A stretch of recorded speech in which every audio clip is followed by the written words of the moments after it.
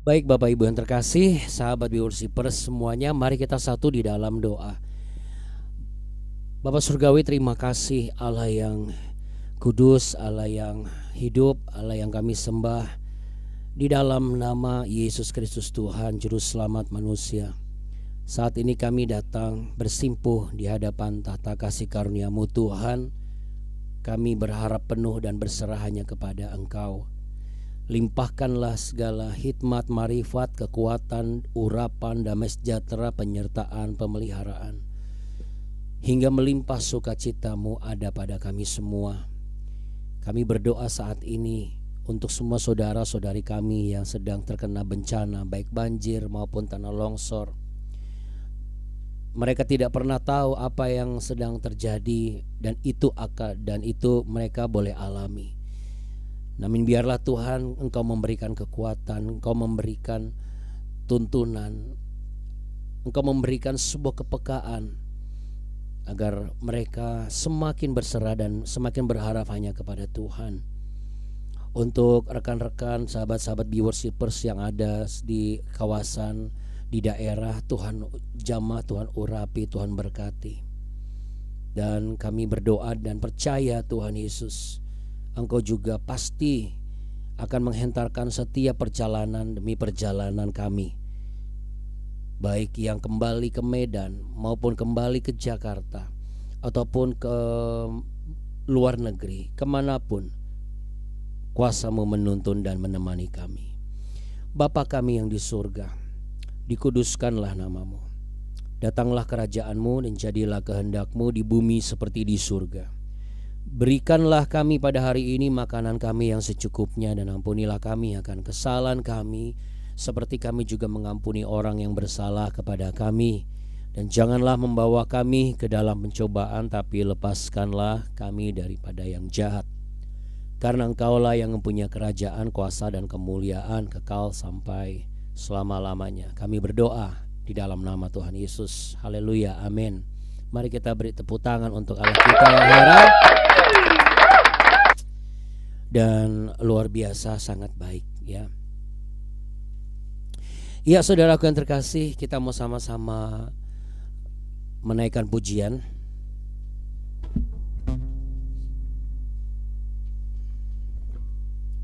Pujian yang tentunya saudara sudah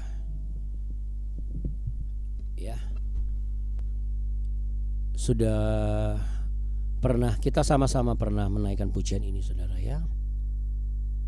Bunda akan mulai share.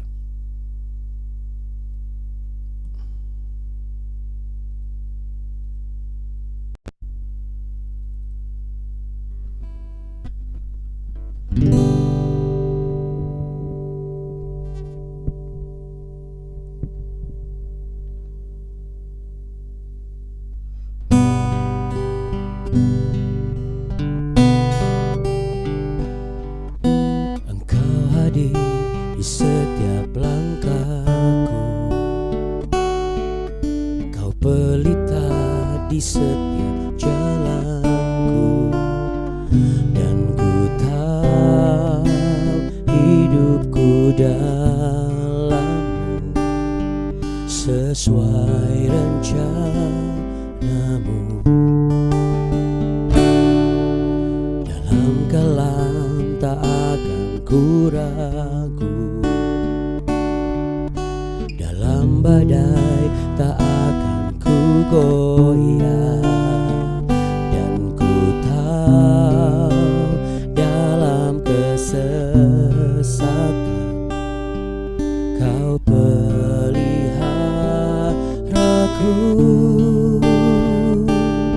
Saya mengajak kita semua angkat tangan sebagai tanda penyerahan kepada Tuhan. Katakan sama-sama, ku berserah penuh, ku berserah penuh. Yesus, Kaulah Tuhan, Kaulah keselamatanku. Ku berserah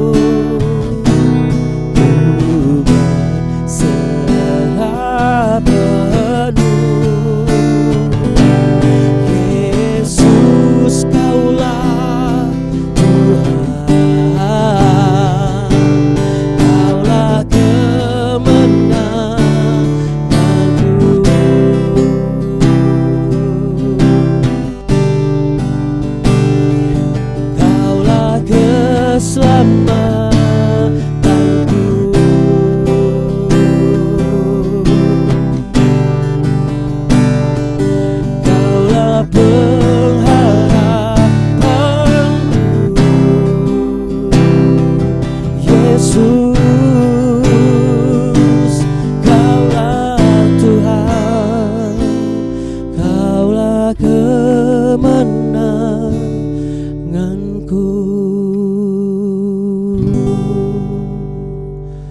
Yang sepakat sama-sama katakan amin. Amin. Kita beri tepuk tangan. Oke. Tepuk tangan ini adalah untuk memuliakan Allah kita yang heran ya dan luar biasa. Ya, saudaraku yang terkasih, jadi ketika kita mempercayakan segala sesuatu kepada Tuhan, alasannya adalah satu hal, bahwa satu-satunya tempat yang benar secara mutlak itu ya cuma Tuhan. Dan apa yang ada di dalam mulut lidahnya disampaikan kepada setiap nabi dari zaman ke zaman, lalu kemudian diwariskan secara turun-temurun dan ditulis di dalam media yang dapat diwariskan hingga keturunan-keturunan kemudian sampai kita di abad sekarang ini, bahkan mungkin nanti sampai di masa yang akan datang. Dan hikmat itu berasal dari sumber segala kebenaran. Itulah sebabnya ketika Allah inkarnasi di dalam pribadi Yesus, Yesus berkata bahwa sesungguhnya kebenaran itulah yang akan memerdekakan kamu. Ya, sekali lagi saudara, nilai-nilai kehidupan dunia ini mengajarkan bahwa sesungguhnya kita harus baik, berbuat baiklah. Nah, kalau engkau berbuat baik, engkau akan selamat. Tetapi kebenaran yang sejati dan itu disampaikan dari mulut lidah ketika ia inkarnasi di dalam kepribadian ilahinya yang 100% terbungkus dalam daging dan tulang sama seperti kita, namun tanpa benih dosa.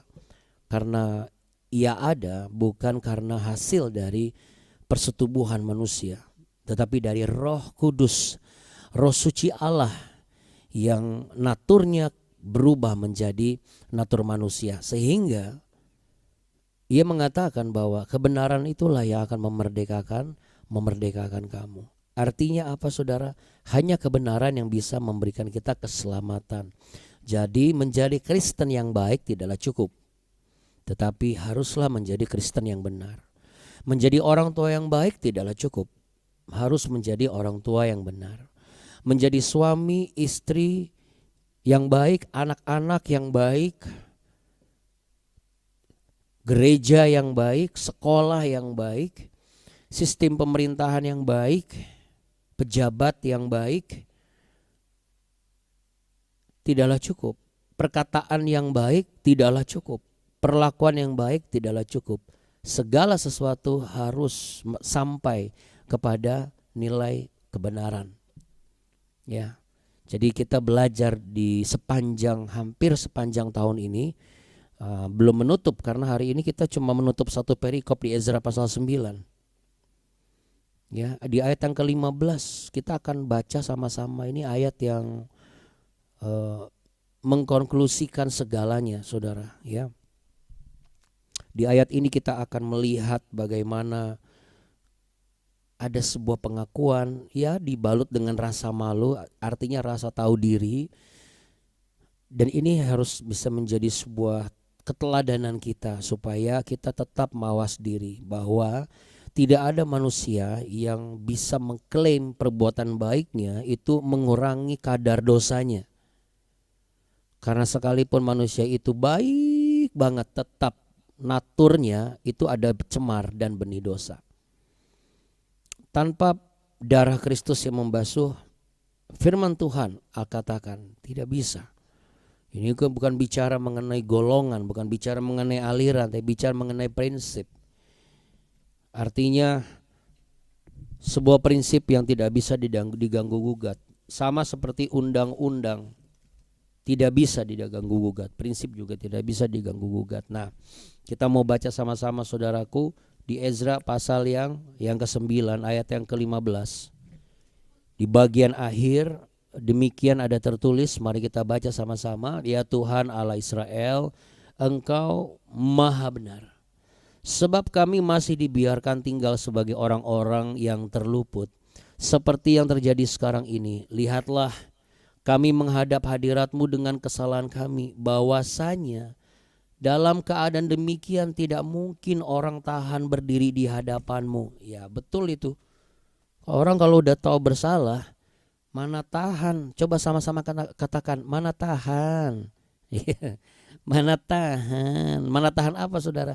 Mana tahan kalau kita nilainya beda. Contoh kita ngambil panci di atas kompor, kita pegang gitu. Sekalipun ada pegangannya, tapi kalau kita taruh tangan kita di pegangan yang salah, kan di setiap sisi bisa aja dipegang. Tapi pasti ada pegangannya gitu. Nah kalau misalnya megangnya salah, udah pasti nggak tahan kena panas. Oh saya tahan kok Abuna, sekalipun di tempatnya. Iya tapi bisa lama nggak? Artinya segala sesuatu yang nilainya tidak sama gak akan bisa tahan. Dan ini bicara mengenai kefasikan dan ketidakfasikan. Di Mazmur pasal 1 dijelaskan sekali. Mari kita buka Mazmur pasal 1.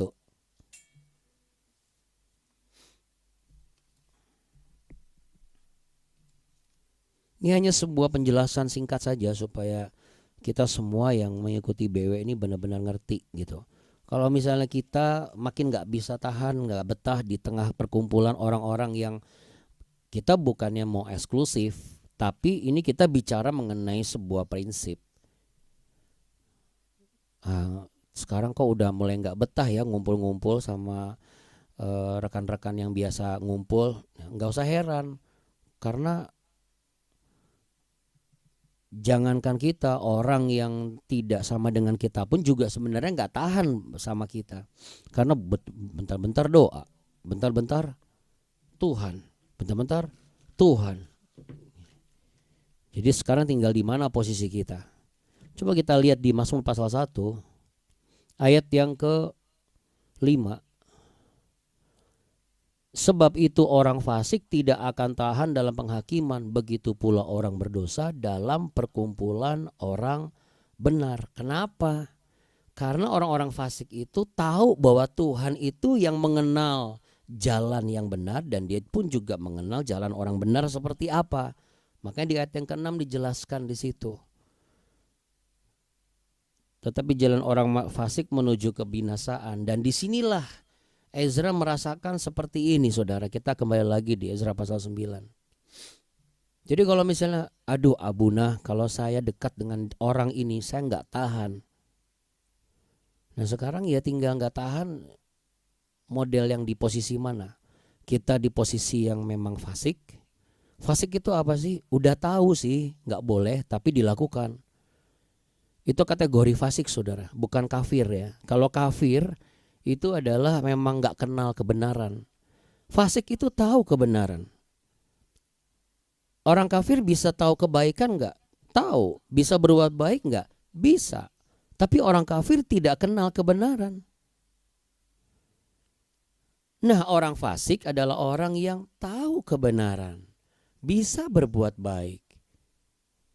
Tetapi orang fasik tidak mau melakukan kebaikan dan tidak mau melakukan kebenaran.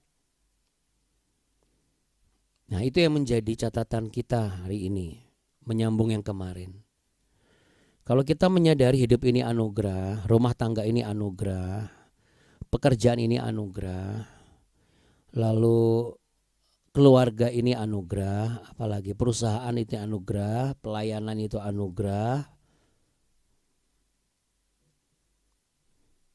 kita harus belajar untuk apa? Untuk berhenti memperkatakan yang enggak ada gunanya. Kita langsung tahu posisi aja.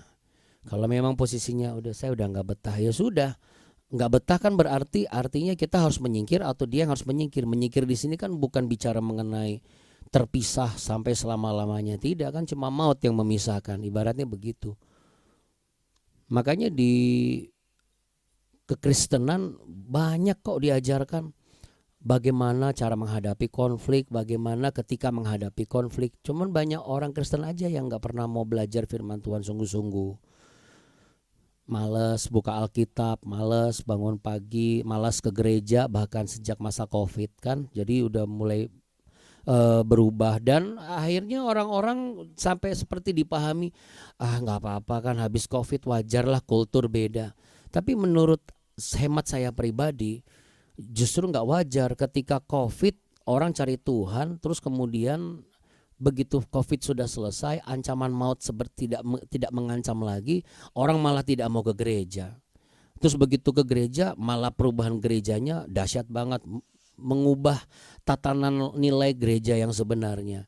Pengabaran Injil cuma tahu maunya yang enak-enak aja, yang memotivasi, yang menginspirasi, sehingga nilai kerajaan Allah hampir sama dengan nilai kerajaan di dunia. Padahal sebenarnya tidak seperti itu. Kita tuh basicnya adalah kebenaran. Nah, saudara, melihat dan menilik dari situasi kita, bukankah kita ini sama seperti yang dikatakan Ezra? Betul nggak? Coba kita lihat. Kita baca lagi. Waktu saya baca ini, saya langsung melihat posisi saya, saudara. Oh Tuhan Yesus, dari semua orang, Tuhan, Engkau masih sisakan saya yang termasuk terluput dari bencana itu. Coba lihat di situ. Ya Tuhan Allah Israel, Engkau maha benar, sebab kami masih dibiarkan tinggal sebagai orang-orang yang terluput seperti yang terjadi sekarang ini. Coba lihat sekarang ini, kita bukankah terluput? Coba ingat berapa banyak teman-teman, kerabat, saudara-saudari kita yang tidak pernah kita sangka harus menjadi bagian dari korban wabah COVID yang lalu. Bahkan sebagian orang sudah gak mau lagi mengingat hal ini. Bahkan udahlah dengan namanya COVID, biasa aja kali. Bahkan ada udah mulai banyak yang begitu. Gokil gak? Karena apa? Mentang-mentang dia terluput, jadi dia merasa itu kan bisa saja propaganda, langsung bikin mulai ngaco ngalor ngidul segala macam. Gak sadar bahwa kalau Tuhan sisakan dia, sisakan kita. Coba kalau dia sudah baca kitab Ezra, pasti dia tidak akan bicara seperti itu. Karena sekalipun propaganda, itu pun bagian dari rencana Tuhan. Masalahnya dia kan terluput, saya juga terluput. Menyadari nggak akan hal ini?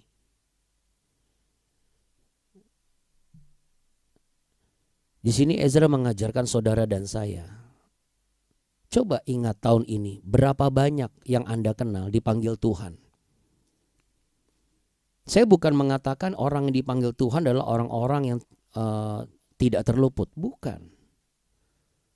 Tuhan juga punya rencana, dan mereka pun yang sudah ada di panggilan Tuhan, mereka pun juga sudah dalam rencana Tuhan. Tapi lihat kita.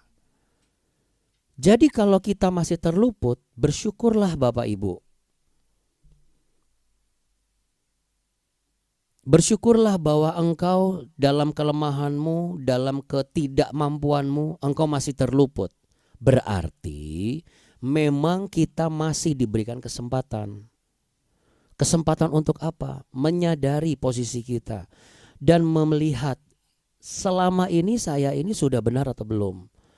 Kenapa saudara? Karena ketika Ezra mengatakan engkau yang maha benar, ini sebenarnya adalah sebuah makna teologis dari istilah yang namanya Tuhan engkau zadik. Zadik. Apa itu zadik? Engkau benar, aku salah. Makanya di Worshipers 3 hari yang lalu saya kasih judul Tuhan aku bersalah. Karena apa? Karena berdasarkan pengalaman saya pribadi juga, nggak segampang itu lalu mengatakan bahwa engkau benar aku salah. Malah kebanyakan manusia kurang ajar. Mohon izin saya gunakan istilah ini. Kenapa kurang ajar? Tuhan engkau gimana sih? Katanya Tuhan, itu kan kurang ajar. Coba kalau kita ngomong sama direktur kita di kantor, katanya direktur, masa Bapak kayak begitu? Berani nggak? Nggak ada yang berani. Katanya tentara, tapi di depan tentaranya nggak ada yang berani. Karena memang natur manusia seperti itu. Zadik artinya benar, adil, tepat, konsisten dengan karakternya sendiri. Jadi ketika ya Tuhan Engkau yang maha benar, itu sebenarnya adalah Engkaulah satu-satunya standar kebenaran itu sendiri. Kalau kita bisa lakukan ini, saya percaya kita akan menjadi orang-orang yang selalu mengakui bahwa rencana Tuhan itu yang terbenar dan terbaik. Sekalipun keadaan kita di kacamata manusia itu lagi salah dan tidak baik. Tapi kan itu pandangan manusia. Kita manusia juga, jangan lupa. Supaya apa saudara? Dalam 1 bulan lagi ini ke depan, kita sama-sama mempersiapkan diri. Kita tidak lagi menjadi orang yang sering terus bertanya, kenapa Tuhan izinkan ini terjadi? Tetapi kita harus memahami, yes, Tuhan izinkan ini terjadi. Itu sesuatu yang berbeda. Kita tidak lagi mengatakan dan menuduh, kenapa kok Tuhan diam saja sama orang model kayak begini. Kalau ada orang yang menurut kita tahu kebenaran, tetapi orang tersebut tidak melakukan hal yang seperti yang dia tahu, berarti saudara harus jadi contoh untuk orang itu.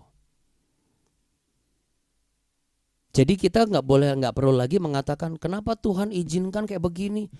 Karena rata-rata pandangan manusia begini, dia aja begitu, ngapain sih ngikutin?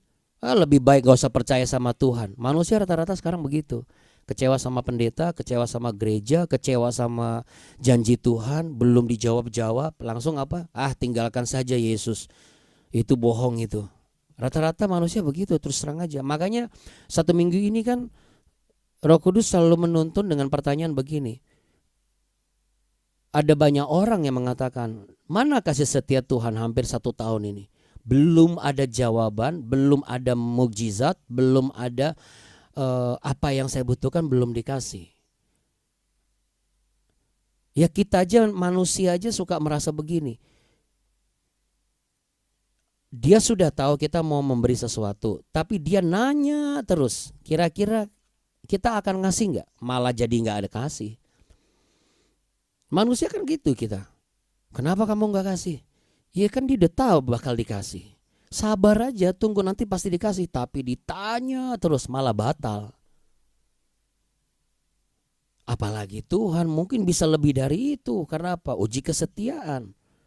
Jadi daripada kita tanya, mana kasih setia Tuhan? Kita balik, seberapa besar kasih setiaku kepada Tuhan? Dan ini pengajaran yang sangat dewasa, saudara. Jadi sebelum kita mengerti jawaban-jawaban dari semua pertanyaan di pikiran kita, terlebih dahulu orang yang dewasa adalah orang yang mampu mengakui terlebih dahulu kebesaran dan kebenaran Tuhan. Dan saya mau menjadi orang yang dewasa seperti ini. Apakah Bapak Ibu mau? Saudara-saudari mau? Yang mau boleh letakkan tangan di dada. Katakan, Tuhan, hampir memasuki tahun depan, aku mau dong lebih dewasa lagi. Yes. Dan ini menunjukkan sikap hati yang hanya tunduk kepada kebenaran Tuhan. Tidak lain tidak bukan, gak bisa ditawar lagi. Karena dia tahu betul bahwa ketika dia benar-benar punya hati yang tunduk kepada Tuhan sebagai sang kebenaran, sang zadik itu, kebenaran kuasanya sama dengan, equal dengan kebenaran namanya. Disitulah kita akan menikmati kehidupan layaknya kita membangun di atas tanah yang paling subur. Amin. Paling subur untuk apa? Untuk tuaian, untuk berkat? Bukan. Ada hal yang lebih penting untuk pertobatan dan pemulihan. Amin. Iya. Ya kalau diberkati nggak bertobat, nggak ada damai sejahtera. Disembuhkan nggak dipulihkan, juga nggak pol gitu rasanya. Makanya jangan sampai awalnya kencang, belakangnya mengendor. Makanya be worshipers jangan kasih kendor. Terakhir saudara, berhubungan dengan yang terluput tadi, Anda dan saya itu sisa. Anda mau tahu, manusia aja diajarkan begini, ayo makan jangan sampai sisa. Sayang tuh, katanya nanti nasinya nangis, ya kan? Atau misalnya ada yang masih banyak orang yang berkekurangan. Ya, artinya sisa aja bagi manusia itu berharga. Jadi Bapak Ibu, sekalipun engkau ditinggal pasanganmu, ditinggal anakmu, ditinggal harta warisanmu, ditinggal kesehatanmu, ditinggal orang-orang yang mendukungmu, engkau bagaikan yang tersisa dan gak ada berharganya. Itu perasaan yang keliru. Kalau kita aja menganggap yang sisa berharga, saudara dan saya jauh lebih berharga daripada nasi yang sisa di atas piring. Kita beri tepuk tangan dulu dong buat Allah kita yang dahsyat dan hari ini. Jadi gak boleh melempem.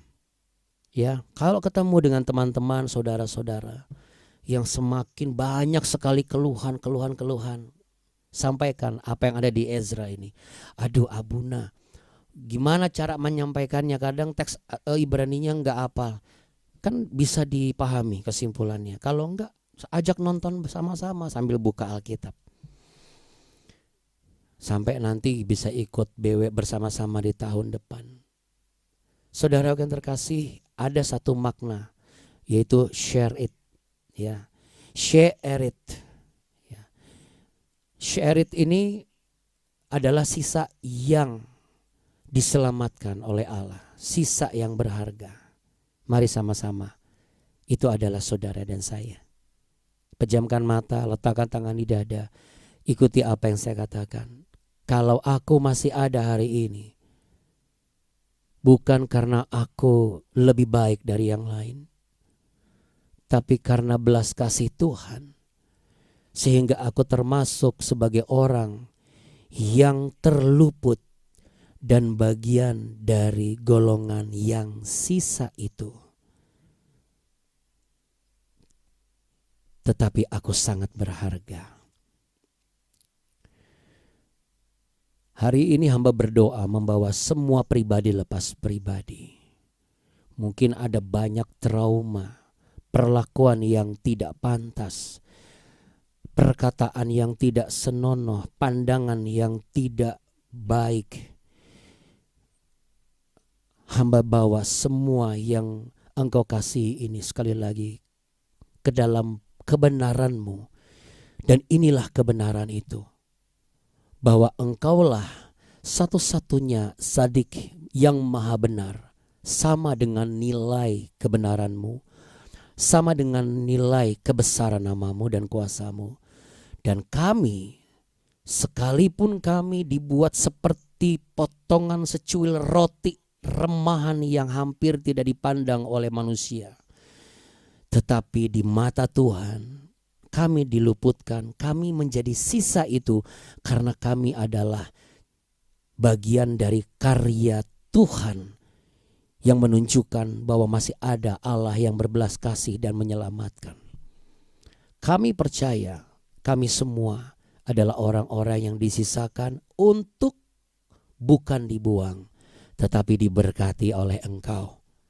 Kalau kami masih boleh memasuki minggu ini, kami masih boleh memasuki minggu depan, kami masih boleh memasuki bulan depan sampai tahun depan. Apa yang tersisa dalam hidupku Tuhan, biarlah aku berikan hanya untuk kemuliaan-Mu. Mungkin aku sudah banyak membuang hal-hal yang sebenarnya tidak perlu aku buang, atau terbuang oleh karena perlakuan dan kejahatan orang-orang lain, sehingga aku merasa tidak ada lagi yang tersisa dalamku. Tetapi hari ini aku mau berkata, apa yang ada padaku, ini semua aku berikan sebagai persembahan yang benar dan berkenan bagi Engkau. Saudaraku, anak-anak, bapak ibu semua, engkau dikasihi oleh Tuhan. Engkau disayang oleh Tuhan. Inilah kebenarannya. Sehingga itulah sebabnya engkau disisakan dalam keluargamu, supaya ada nilai kebenaran di dalam keluargamu. Karena Tuhan rindu suatu saat nanti rencana Tuhan yang benar dan baik itulah yang terindah yang engkau alami dan aku juga alami. Saat ini mari kita terima berkat Tuhan. Mari kita terima anugerah Allah, pengertian damai sejahtera yang disediakan bagi saudara dan saya.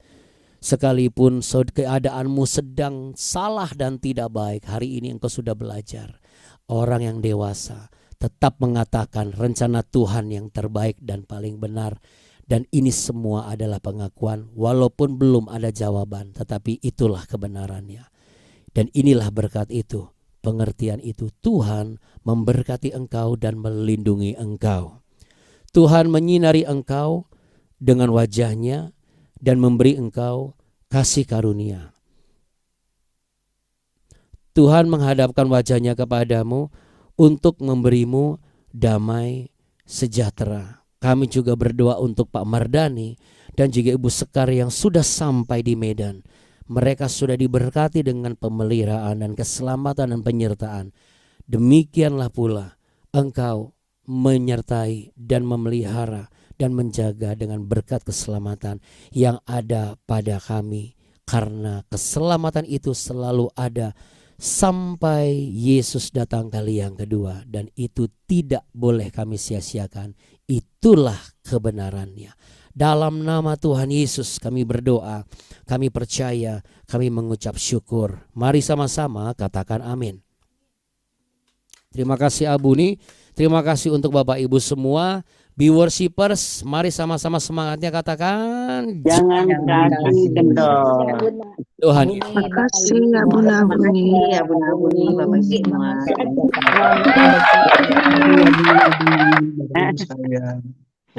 Abuni, Bapak-bapak, Ibu, terima kasih, Tuhan Yesus berkatin. Amin. Ya, Terima kasih Abuna. Iya, makasih. Puji Tuhan. Hari kali ini Bu Yani nggak kepotong, makasih. Kemarin tikunya kepotong ya. Oke, tapi berkat Tuhan tidak pernah terpotong ya. Haleluya, puji Tuhan ya. Baik, salam buat keluarga, Bapak Ibu. Pelajari terus, semangat. Kita ketemu lagi di Halo Rika. ya. Kita ketemu lagi di minggu depan. Kondangan. Ya, Bu Rika. Semuanya tetap semangat. Bu Duma, salam buat cucu tersayang juga. Iya, mau pada berangkat nih pagi-pagi. Oh iya, puji Tuhan, gak masalah. Tuhan berkati doa kami. Makasih, Sama-sama Ibu. Salam buat memberkati. Hiskia ya, juga Hiskia si ganteng. Buni. Oke, si ganteng dari Medan. Ya Tuhan Yesus memberkati. Oke, Bapak Ibu semua, shalom, bye. Bye. Shalom, dadah.